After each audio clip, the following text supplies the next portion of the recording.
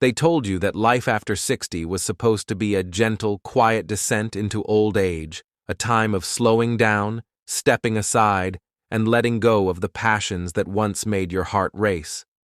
But the shocking truth is this: life after 60 is not the end of the story. It's the most honest chapter you'll ever write.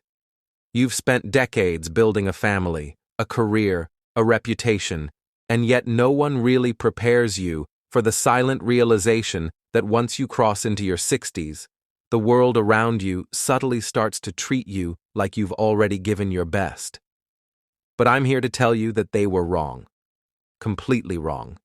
Because what I've learned from speaking with hundreds of elderly people, grandparents, great-grandparents, quiet neighbors, forgotten heroes, and humble souls who've seen the best and worst of life, is that this phase of life is not about fading away. It's about finally being seen. It's about discovering truths you were too busy or too afraid to see before. So before we dive into the 5 most powerful lessons I've gathered, make sure you subscribe to Senior Guidance for more heart-touching videos like this one. And don't forget to like this video to show the world that life after 60 isn't a sunset, it's a second sunrise. Now, let's begin with the first lesson, perhaps the one that caught me most off guard. Lesson 1. Your dreams don't retire just because you did. One of the greatest myths about aging is that it marks the end of ambition, that the fire inside you somehow burns out the moment your career ends or your children grow up. But the truth is far more beautiful. I once met an 81-year-old woman named Clara who spent her entire adult life working as a nurse. She told me, "I loved my job, but I always dreamed of writing children's books." When she retired, instead of sinking into boredom, she picked up a pen. Within 5 years, she had self-published 6 books, and do you know what she said to me with tears in her eyes? "I thought life was over, but this is the first time I feel like I'm doing what I was born to do." You see, people stop asking seniors what they still hope for, what they still long to create. But inside, the dreams never die. They simply wait. They wait for you to slow down just enough to hear them whisper again. That's what no one tells you about getting older. Your dreams mature with you. They grow deeper roots, and now you don't chase them to impress others. You chase them to feel alive. Lesson 2. Aging doesn't take your power, it shifts it. In your youth, your power is tied to speed, strength, and productivity. You're valued for what you can do. But after 60, something extraordinary happens. Your presence begins to carry more weight than your performance. Your experience speaks louder than your resume. I met a quiet, soft-spoken grandfather in his late 70s who barely said a word during family gatherings. But whenever there was conflict, or someone felt lost, the entire room turned toward him.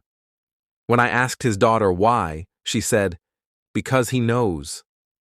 He doesn't talk often, but when he does, everyone listens.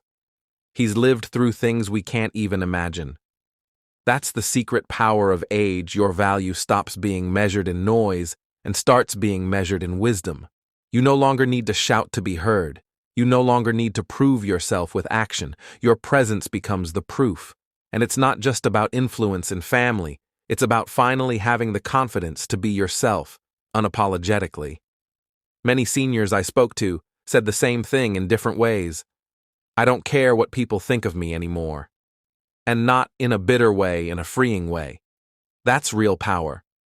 Not being tied to anyone's approval, not feeling the need to impress, just showing up fully yourself and letting that be enough. Because it is. Lesson 3. Time becomes your greatest currency, and presence becomes your greatest gift. In your earlier years, time feels infinite. You trade hours for money, skip dinners for deadlines, and believe there will always be later. But after 60, time begins to reveal its true value, not as a resource to spend, but as a treasure to savor. I remember sitting with an elderly couple married for over 50 years. The wife had recently been diagnosed with early-stage Alzheimer's. When I asked the husband how he was coping, he said, "We don't talk as much as we used to. But now, when she laughs, I stop everything. I don't rush it. I let it fill the room. That's what presence looks like. After 60, you start to prioritize what truly matters. Not meetings, not status, not endless to-do lists. You begin to invest in moments, the kind that linger in your memory long after the world has moved on.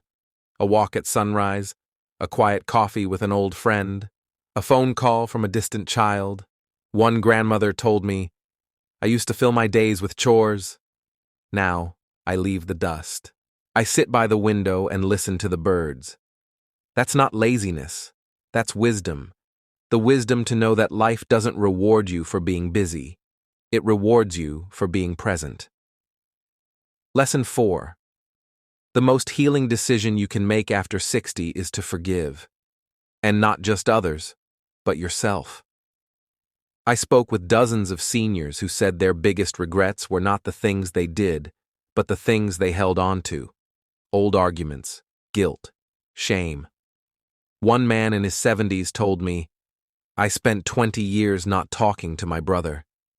Then one day I realized I couldn't even remember what started the fight." So he called. They cried. And in that moment, decades of bitterness melted into a single powerful moment of peace. But it's not just about forgiving others.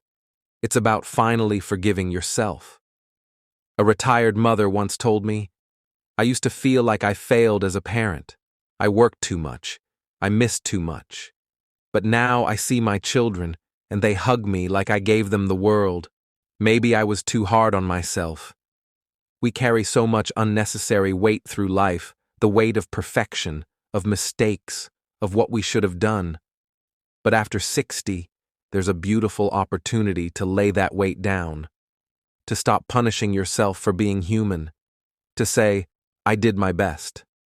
And that's enough, because it is. And the peace that comes from that, it's unlike anything else. Lesson 5. Love doesn't fade with age, it deepens. So many people fear getting older because they think it means the end of romance, the end of connection. But what I've seen is quite the opposite. After 60, love becomes less about fireworks and more about warmth. Less about words, more about presence. I once met a woman who had lost her husband after 40 years of marriage. She told me, "I still set a place for him at dinner. I know he's not there, but I like to imagine he's listening." That's the kind of love that only time can create. The kind of love that lives in the spaces, not just the moments. And love after 60 isn't limited to partners. It's the love between grandparents and grandchildren, between old friends who've weathered every storm together, between you and yourself, the kind of love that comes from finally accepting who you are, wrinkles and all.